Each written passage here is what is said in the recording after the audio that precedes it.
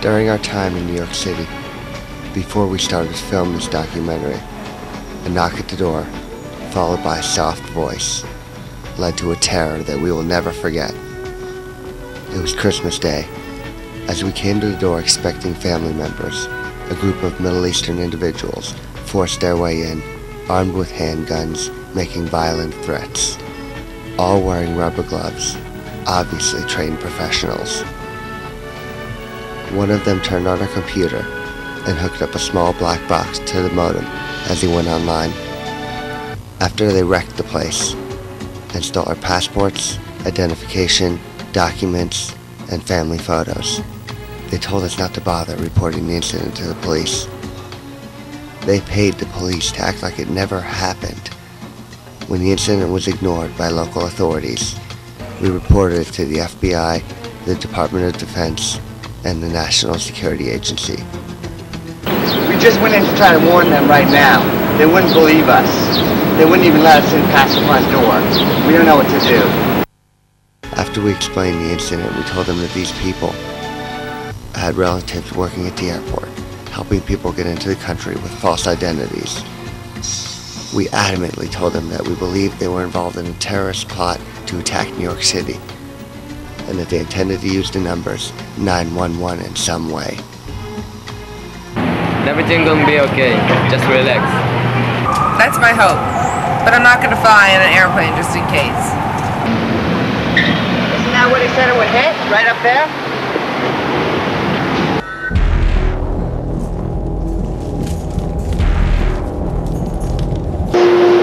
There's another one headed towards Manhattan.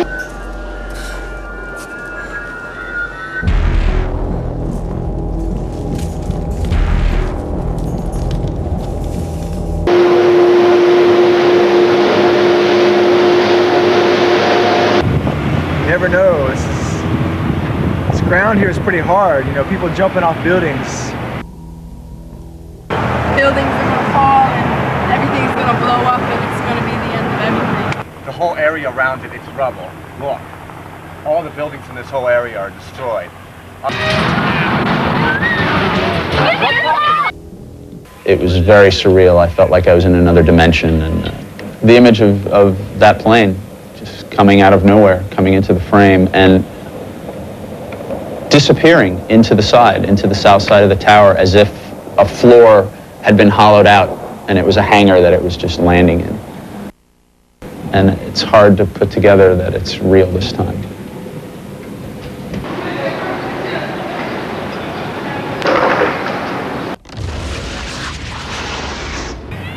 In this building behind me, they're experimenting with time travel.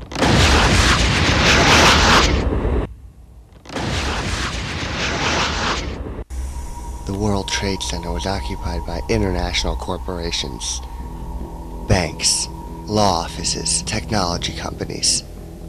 It is believed that a secret technology company on the higher floors of the World Trade Center was experimenting with time travel. They developed a way to send information, computer data, audio messages, news footage, several days or weeks into the past.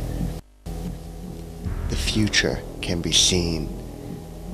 It raises the question, if this technology was available at the World Trade Center, why wasn't something done to prevent the disaster?